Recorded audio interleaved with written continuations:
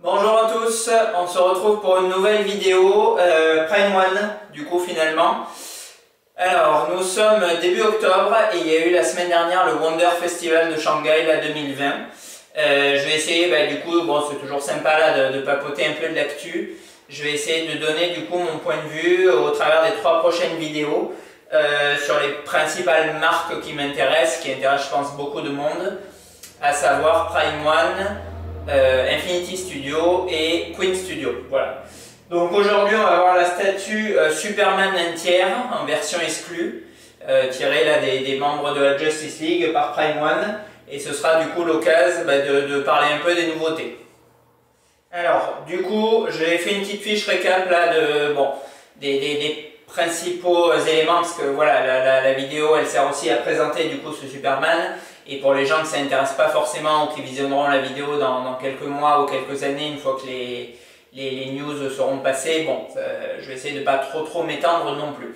Alors, on va commencer par du coup les gammes de personnages que Prime One avait déjà développées, mais qu'ils ont un peu approfondi, un peu enrichi du coup avec ce salon. Alors, je pense tout d'abord du coup à la gamme des personnages issus des jeux Batman, où vraiment c'était une très grosse surprise de voir récemment du coup la Poison Ivy, alors que voilà, surgir, parce que c'était un des 2 méchants emblématiques manquants du coup sur cette gamme. Et c'est vrai que le fait que Prime ait fini bien après, je crois que ça fait 2 ans, un truc comme ça, que les dernières 2-3 ans même peut-être, que les dernières news avaient été annoncées sur cette gamme, ils ont sorti du coup voilà cette méchante assez emblématique, relativement réussie. Alors pour ma part, bon, j'ai quand même une préférence effectivement pour la Hush, qui a vraiment un très joli design déjà de par l'auteur dont elle est issue, et en plus voilà au niveau de la composition avec la plante et tout, je trouve ça vraiment très joli. Celle tirée du jeu est un peu moins étoffée, un peu moins époustouflante, mais elle a l'air quand même assez réussie. Donc je pense déjà pour les complétistes qu'ils seront vraiment très contents d'accueillir du coup cette pièce. Et on a vu du coup durant ce festival le Penguin aussi qui avait été annoncé, et c'était du coup le 2e méchant manquant. Donc je trouve ça vraiment chouette en fait qu'ils aillent au bout du coup des gammes qu'ils ont lancées, parce que c'est vrai qu'il y a vraiment un sentiment un peu de frustration pour certains collectionneurs lorsque la gamme n'est pas finie. Voilà. Alors on l'a pas vu annoncer, je ne sais pas si elle est définitivement annulée ou ils la sortiront un jour. Moi j'aimerais beaucoup voir la Batmobile tirée de BVS. Comme beaucoup de personnes, je pense, qui a été malheureusement annulée alors que celle du jeu avait été faite. Bon, là, elle n'a pas été présentée, mais bon, du coup, ça laisse un regain d'espoir, puisqu'on voit que même plusieurs années après la fin d'une gamme, ils repartent du coup sur une autre. Enfin, ils sortent des nouveaux modèles plutôt de cette gamme-là. Alors, les autres personnages, pour ma part, qui m'ont le plus captivé du coup sur cette marque, c'est vraiment, je trouve, c'est les produits par lesquels la marque s'est lancée, et c'est, de mon point de vue, vraiment incontestablement les plus réussis. C'est la gamme Transformers qui accueille du coup 2 nouveaux personnages.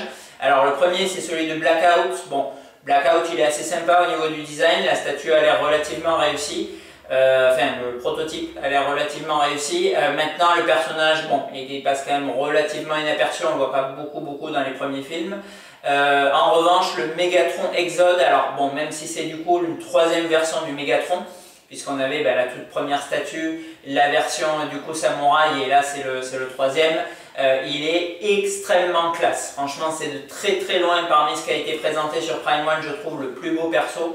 Je pense que c'est, voilà, pour la plupart des collectionneurs, l'un de ceux qui a le plus plu également. Ce Megatron Exode, du coup, avec le socle de sable, la cape en tissu qui est en train de voler, et les couleurs du coup verdâtres là, aux effets de sable, il est vraiment très réussi. Maintenant, bon, de ce que j'ai vu, alors je ne vais pas regarder précisément chez les vendeurs, mais je crois qu'on est entre 2500 et 3000 €. Bon, le personnage a quand même pris quasiment 50%, puisqu'à l'époque, le tout premier Megatron, je crois que j'avais payé quelque chose comme 1800 ou 2000 € à tout casser. Donc voilà, 10 ans plus tard, il a pris grosso modo 50% dans la tronche au niveau des prix. Bon, il n'a pas l'air plus sophistiqué ou plus techniquement plus dur à réaliser. Cependant, voilà, visuellement, il a l'air vraiment de claquer. Et bon, en grand fan de Transformers que je suis, je trouve, même si je ne l'achèterai pas du coup, mais bon, je trouve vraiment que c'est une très belle sortie de la part de Prime. Alors, après, ils ont enrichi quoi? Ils ont enrichi aussi la gamme Witcher. Alors là, bon, je connais très peu parce que j'ai juste vu la série, j'ai pas joué au jeu. Bon, j'ai vu qu'ils avaient sorti un autre Geralt. Alors, de ce que je comprends, en fait, c'est plus ou moins le même personnage, comme ils ont fait en fait avec Batman au cours des jeux, avec du coup, voilà, en enrichissant un peu plus au niveau du décor, avec plus d'éléments dans les mains, etc. Un light-up un peu plus poussé. Bon, je ne sais pas s'il y a un réel intérêt pour les gens qui avaient déjà la première version. Je ne sais pas si ça s'est bien vendu, honnêtement. Bon, voilà, je ne sais pas si c'est forcément un produit qui va beaucoup marcher. C'est assez joli visuellement, on est un peu dans l'esprit du coup des Berserk, avec beaucoup de sang, d'éléments découpés du coup sur les socles et tout. C'est assez sympa, mais bon, ça présente de mon point de vue un intérêt assez limité, quoi. Et la dernière gamme, ben, du coup, en parallèle là qu'ils ont enrichi, c'est la gamme des Berserk. Alors là, bon, je m'y connais du coup un peu plus en Berserk, mais honnêtement, ce que j'ai vu, c'est des énièmes versions de Guts. Il y en a quand même vraiment pas mal déjà de mémoire, je crois qu'il y en a 3 différents au moins, si je dis pas de bêtises. Bon, voilà, alors c'est sûr que Guts, il évolue tout au long de la série. Voilà, il est un chevalier, il a le bras coupé, il a le canon, il a l'armure, il a ceci, il a cela, mais bon, sortir une statue entière entre 1000 et 1500 euros à chaque fois, sachant que pourtant elles ont l'air très réussies, mais sur le marché de local j'en vois très régulièrement et à des prix bien moindres que les prix de lancement. Bon, à mon avis, ça ne va que continuer du coup à faire baisser celles déjà sorties, sans pour autant proposer quelque chose de nouveau, parce que bon, je les ai relativement survolées, mais de ce que j'ai vu, bon, hormis changer un peu l'armure, c'est grosso modo les mêmes compositions. Bon, je trouve pas ça forcément captivant, quoi. Voilà. Après, un autre produit, je pense, qui a quand même pas mal détonné et qui est parmi les fers de lance là, dans ce qu'ils ont présenté, c'est la version d'Alita en motorball avec l'explosion. Alors c'est vrai que la compo est assez sympa, franchement c'est assez chouette. C'est une très grosse pièce là, je l'ai vu du coup, elle est présentée à côté d'un type, bon elle a l'air vraiment d'avoir beaucoup d'envergure. C'est assez dynamique, si c'est bien réalisé, pourquoi pas. Franchement c'est une jolie pièce. Alita, il y a de toute façon extrêmement peu de produits. Il y avait les statues bah, du coup qui avaient déjà sorti, enfin la statue qui avait déjà sorti Prime One. Il y a le buste de Queen Studio mais bon qui est complètement hors de prix. Et il y a du coup ce motorball, hormis peut-être bon voilà des poupées ou des trucs comme ça, mais dans les statues, je crois pas qu'il y ait autre chose. Donc c'est quand même voilà, bon le motorball il est bien sûr très emblématique du premier Alita. Donc je pense que c'est une pièce assez sympa. Alors j'ai pas regardé le prix, vu qu'elle est assez grosse, je pense que ce sera assez cher. Mais bon, c'est une pièce qui présente quand même, je pense, de l'intérêt. Après, alors bon, sur Batman, Superman, là, je vais nous passer du coup tous les personnages issus de Hush et compagnie, parce que bon, du coup, bah, ils continuent, quoi, ils sortent du Catwoman, ils sortent du Nightwing, etc. Bon, là, c'est vraiment pour les puristes, puisque bon, on s'est tiré uniquement des BD, c'est des personnages du coup maintenant secondaires, vu qu'ils ont déjà sorti Batman et Superman. Bon, voilà, on va pas s'étendre plus que ça. Ils ont aussi développé, alors j'aimais énormément le Batman, je l'ai vu du coup en plus chez Obi-Wan à Paris, il est très réussi. Le Batman Nightmare là, il est vraiment très joli, c'est en version deluxe avec les petits robins enchaînés, j'aime énormément. Maintenant voilà, ils ont choisi d'étoffer cette gamme, ils en ont sorti 3 autres, donc issus de Flash, issus de Green Lantern, etc. Bon, je trouve que c'est trop. C'est un peu comme d'hab avec Prime, c'est qu'il y a, voilà, il y a un truc qui marche, au lieu de rester sur une bonne idée, on en fait 4-5, comme les Predators aussi, les aliens, je saurais même pas vous dire qu'est-ce qui sortent, parce que là c'est des trucs inventés, ça part dans tous les sens, les King Aliens, les Queen Aliens, les Predators, je sais pas quoi, un Predator avec de la fourrure, là j'ai vu, je sais même pas ce que c'est, enfin... Voilà, c'est vraiment trop, et surtout c'est tiré de rien du tout, de BD, donc bon, je critique pas du tout les comics ou les BD, mais aller sortir des statues à 1500 balles pour une couverture de comics, vu le nombre de comics qui existent, bon, il y a un moment, faut pas déconner, donc voilà, je trouve que les persos là, les autres persos de la gamme Nightmare, franchement, même s'ils sont pas visuellement loupés, je trouve qu'ils n'ont pas d'intérêt quoi. Celui qui est sorti, il a bien cartonné, il a été rapidement sold out, il se vend bien en occasion. Il est bon, c'est le plus réussi, le plus emblématique du coup, ça suffisait amplement. Là, bah, pour moi, il n'y a pas d'intérêt de sortir les autres. Après les autres statues qu'ils ont sorti, alors on avait déjà vu le Bane Batman, du coup le Bane et le Batman incrusté dans le socle. Là on a un Superman Doomsday du coup. Alors c'est assez rigolo, franchement j'aime bien cette idée. On a du coup un morceau de personnage incrusté dans le socle du coup un autre personnage en full size au-dessus. C'est assez chouette. Alors ça évite bon, de sortir un diorama du coup en un tiers qui coûterait 3000 € quoi, clairement. Là, bon, c'est quand même pas donné, je crois qu'on est autour des 2000 pour le Bane, si je me souviens bien. Mais franchement, c'est assez sympa, parce que du coup, le fait qu'il soit intégré dans le socle, ben, ça rappelle clairement la scène, ça diminue un peu la taille, donc ça facilite l'exposition, et ça amoindrit aussi le coût. Donc je trouve que c'est une bonne idée. Franchement, pour le coup, là, bonne idée, je trouve, de sortir ça. Bon, pour le moment, voilà, ils ont fait Batman Bane et Superman Doomsday, bon, c'est deux luttes assez emblématiques, donc pourquoi pas. Je trouve l'idée vraiment pas mauvaise. Après, du côté du jeu vidéo, alors bon, ils ont sorti deux statues, un quart du coup de Resident Evil. Alors au niveau de la compo, voilà, des effets là, du réalisme entre guillemets, du coup sur les zombies en train d'éclater avec le sang, ça a l'air pas mal fait. Sur les photos, j'étais vraiment pas fan, je trouvais ça assez plastoc. J'ai vu une vidéo du coup en HD, franchement ça rend vraiment pas mal. Le zombie qui prend la balle dans la tête avec l'éclat, là je trouve ça relativement bien foutu.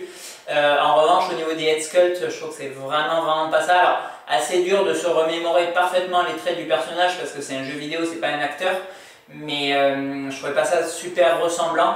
Après c'est du 1/4, donc bon forcément voilà, plus on descend en échelle, moins c'est ressemblant généralement, mais bon, pas ultra conquis pour le coup. Le diorama est sympa quand on assemble les deux. Resident Evil, il y a quand même très peu de produits. Il y a Hollywood, mais bon, ils sont vraiment très moches.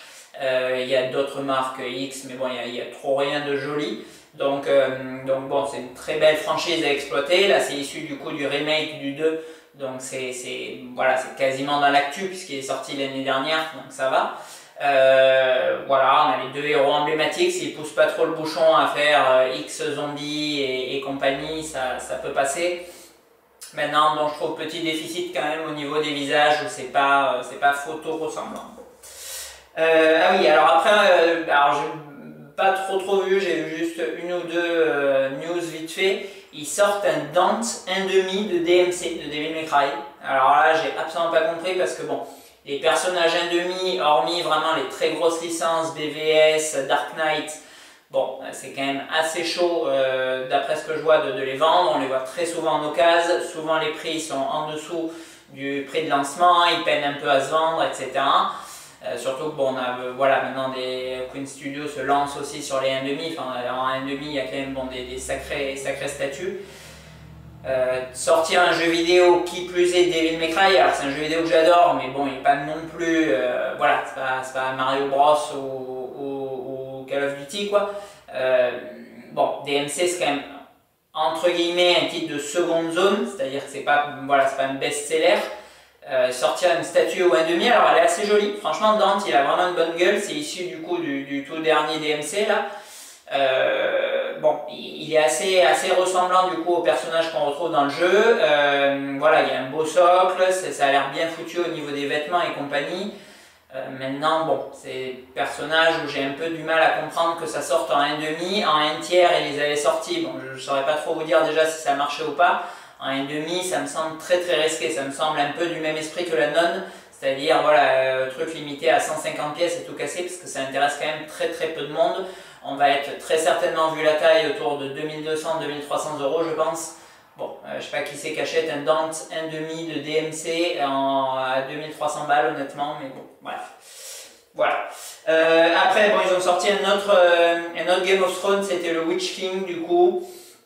J'aime pas. Voilà, je ne veux pas m'étendre trop dessus, j'aime pas, je trouve que c'est, voilà, il est pas très bien fait, je trouve, au niveau du visage, c'est relativement monochrome, bon, voilà, les marcheurs, ils sont pas, voilà, ils sont pas arc-en-ciel, c'est certain, mais bon, je sais pas, il n'y a pas trop de contraste, c'est très fade, je trouve, le décor ne présente pas trop d'intérêt, enfin, moi j'ai pas du tout accroché pour le coup. Autant la Daenerys Feed Blitzway, elle a l'air quand même vraiment assez sympa. Je suis pas ultra fan, mais elle a l'air cool.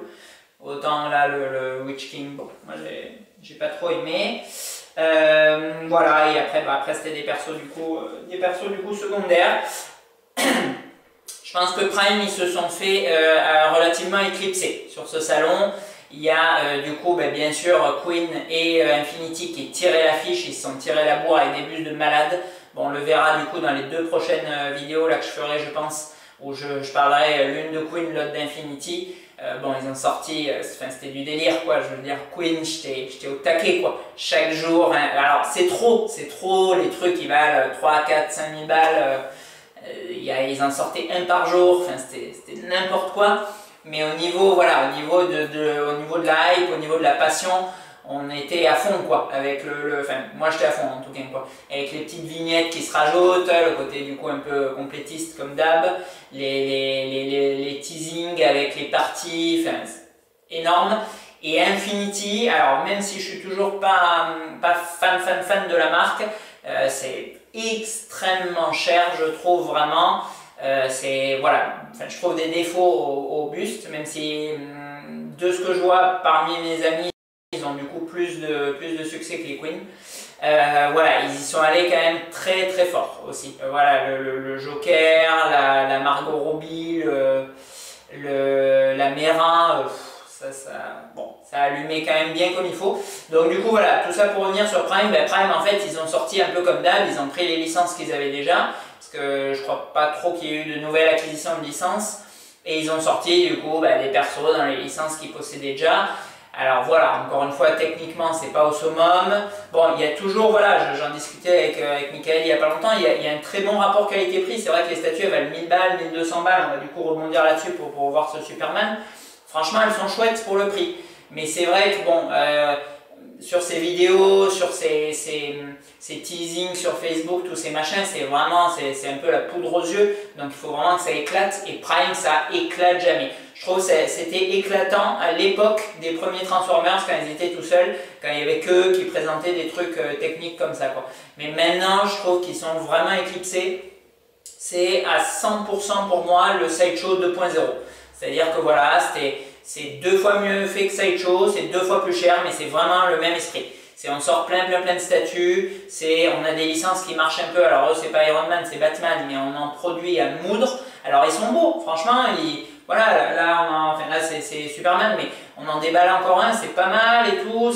Voilà, ça vaut 1000 balles, 1200 balles, c'est classe pour le prix, mais il n'y a jamais l'effet waouh. Enfin, moi, ça fait extrêmement longtemps que j'ai pas eu l'effet waouh, un peu sur l'Alien Dog, mais bon, c'est une pièce qui est quand même déjà assez ancienne et surtout qui est développée, à mon avis, en très grande partie par Cool Props. Que je trouve quand même beaucoup plus classe que Prime. On va voir là les aliens, le Big Shap Warrior, moi j'aime vraiment pas là, la Queen, je la trouve chargée à mort, enfin, j'accroche pas du tout. Voilà, on va voir ce qu'ils font tout seuls, mais bon, bref. Alors, donc ce Superman, on est sur la version exclusive, 350 pièces. Bon, tirage relativement correct pour le coup, parce que pour Superman issu d'un film, 350 exemplaires, bon, version exclue, je crois que les régulières c'est 800, si je me souviens bien, enfin, j'avais eu Aquaman en tout cas, c'était 800, et Batman c'était 1000 peut-être, je sais plus, bon, enfin, bon. Voilà, bon c'est correct. Qu'est-ce qu'on a sur ce Superman? Il est extrêmement simple, monté en 3 minutes en fait, chrono. On a du coup un socle, identique aux autres en fait, alors uniformité de la gamme et tout, patati patata.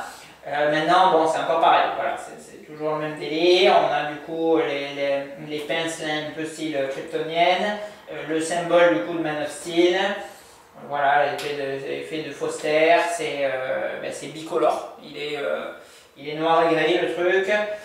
Il y a peu de détails, bon, voilà, je reste assez succinct parce que bon, c'est en fait le même socle qu'Aquaman et un peu Batman, enfin Batman était quand même mieux, mais en tout cas Aquaman, donc on va pas s'étendre plus que ça.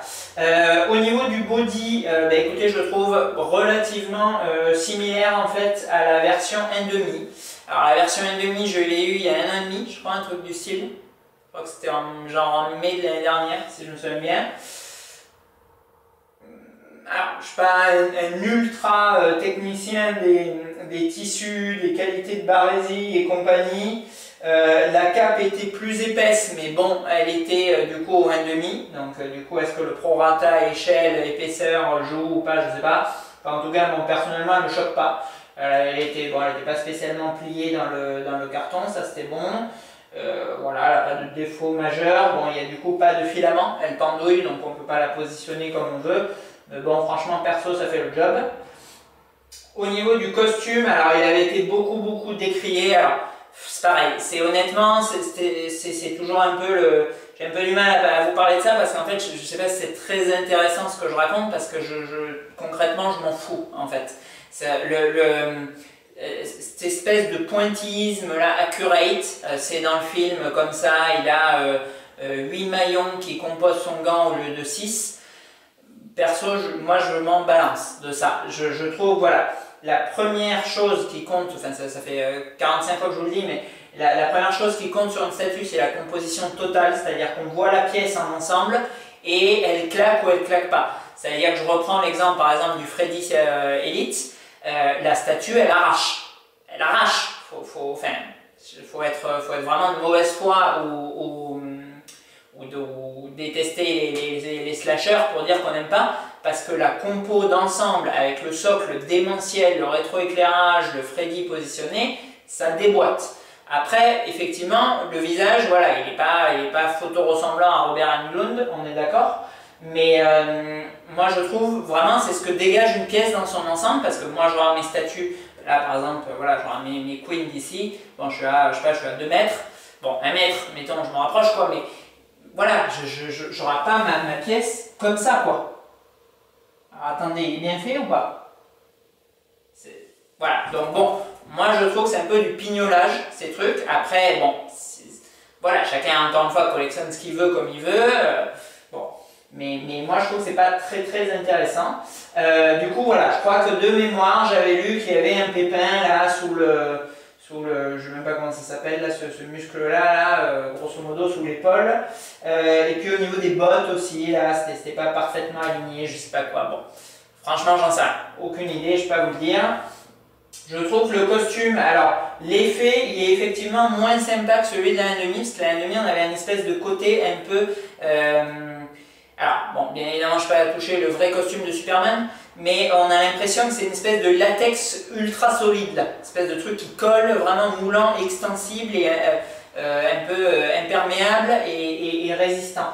Bon, là, quand on touche, ça fait vraiment tissu, alors que l'autre, ça collait un petit peu. C'était plus sympa, je trouve, au niveau du toucher. Bon, maintenant, visuellement, franchement, il n'y a quasi pas de différence, je trouve. Voilà, on a les effets, du coup, de brillance, là, sur les muscles qui ressortent, ça, c'est assez sympa.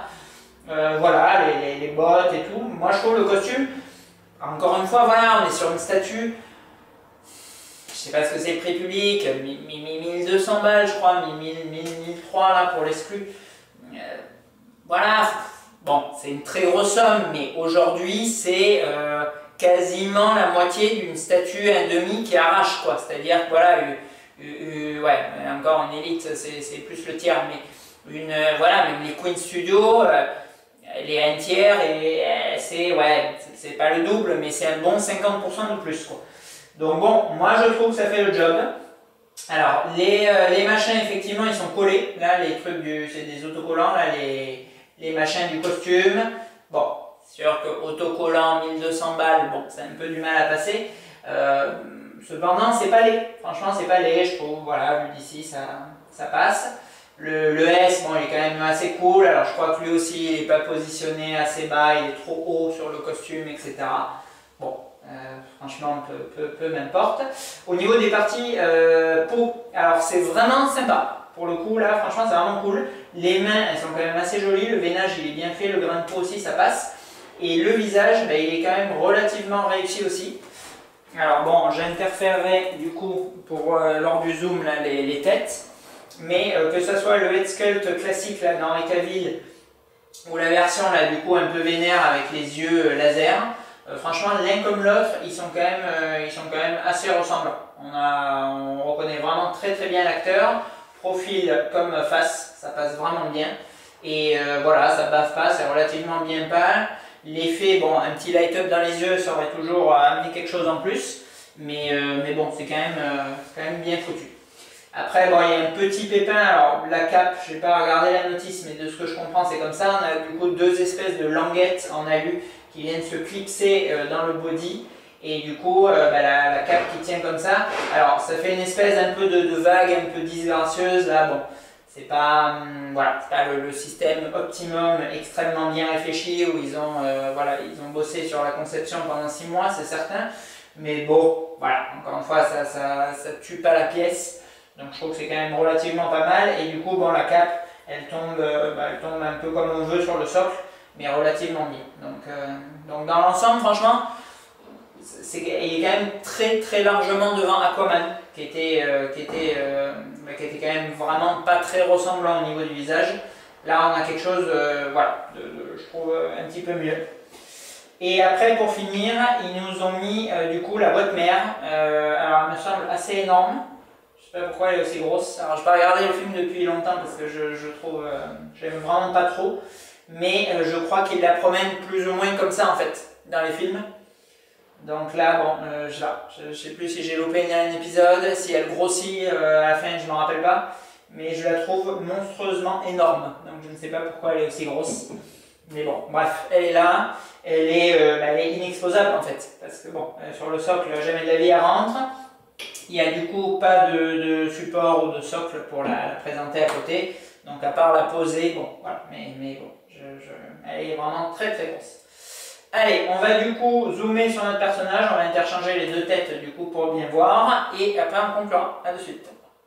Ok, donc au niveau du socle, bon, on l'a vu. On est toujours plus ou moins dans la même mouvance là que les autres. Bon, c'est quand même très sommaire. Ça présente très peu d'intérêt. Il y a encore une fois, je trouve, bon, très peu de travail de recherche. C'est vraiment, voilà, on a fait un design, tac, c'est parti. Pour les 5 autres, ça ira bien. Au niveau du costume, alors bon, pour ceux que vraiment, voilà, ça intéresse, j'essaie de zoomer du coup tant bien que possible. Voilà, bon, alors là, voilà, c'est pas parfaitement aligné. Est-ce que c'est le mouvement des jambes ou autre? Je ne saurais pas trop vous dire. Voilà, cet effet là du coup de musculature, la brillance là, je trouve que c'est quand même vraiment pas mal foutu. Là, bon, on a les fameux décalcos du coup. Mais bon, là, honnêtement, ça passe. Alors le S, quand même relativement bien fait malgré qu'il soit du coup positionné apparemment un peu trop haut. Au niveau des mains, là on a vraiment un joli paint. Franchement, là, au niveau des contrastes et tout, c'est assez bien foutu. Je trouve que c'est vraiment sympa. Bon, l'autre main elle est du coup là-dessous. Et la meilleure partie, la partie la plus réussie, ah oui, alors là c'est les attaches. Où du coup, bon, pas super élégant, mais passons. Et du coup le visage. Là on reconnaît quand même bien Cavill. Franchement là le paint, ils se sont bien plus appliqués que Jason Momoa pour le coup, parce que il ressemble quand même beaucoup plus. Je vais du coup enlever la tête et la remplacer. Voilà, vous avez un zoom du coup de 30 secondes sur le merveilleux socle.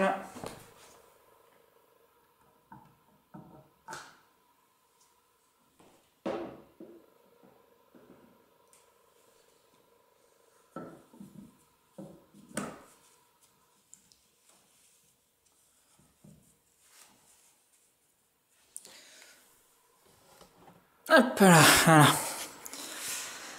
Voilà, et là du coup on a la tête régulière. Alors franchement elle est quasiment plus classe que l'autre pour le coup. Alors à l'époque où j'avais prévu du coup de faire la gamme, j'aurais mis sans hésiter la version exclue. C'est d'ailleurs pour ça que je l'avais commandé. Mais franchement je trouve beaucoup plus ressemblant et du coup plus sympa la version régulière.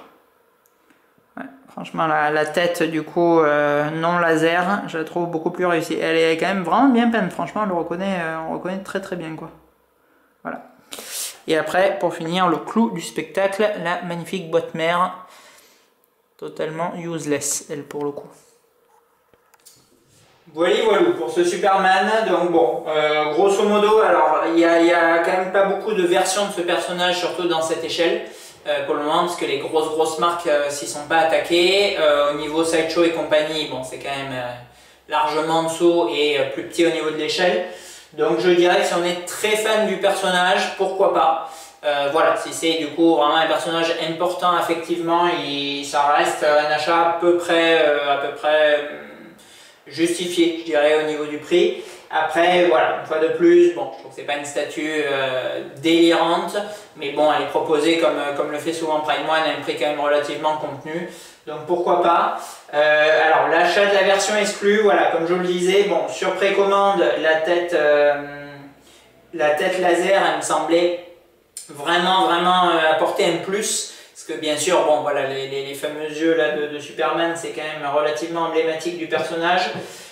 En vrai, en fait, pas tant que ça. Donc honnêtement, bon, s'il y a un léger surcoût, pourquoi pas. Si c'est rajouter 300 ou 400 balles pour la tête alternative, je trouve que ça présente pas vraiment d'intérêt.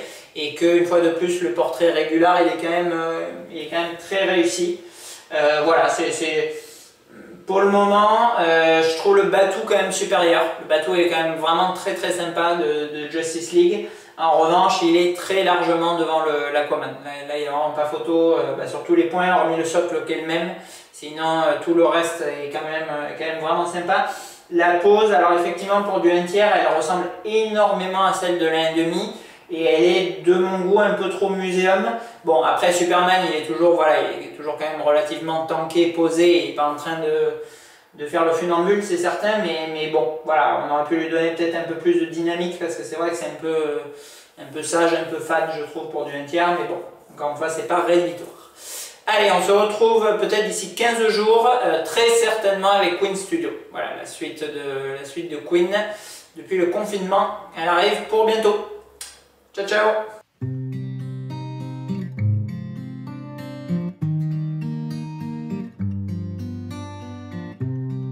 Such a lonely day, and it's the most loneliest day of my life. Such a lonely day should be banned. It's a day that I can't stand.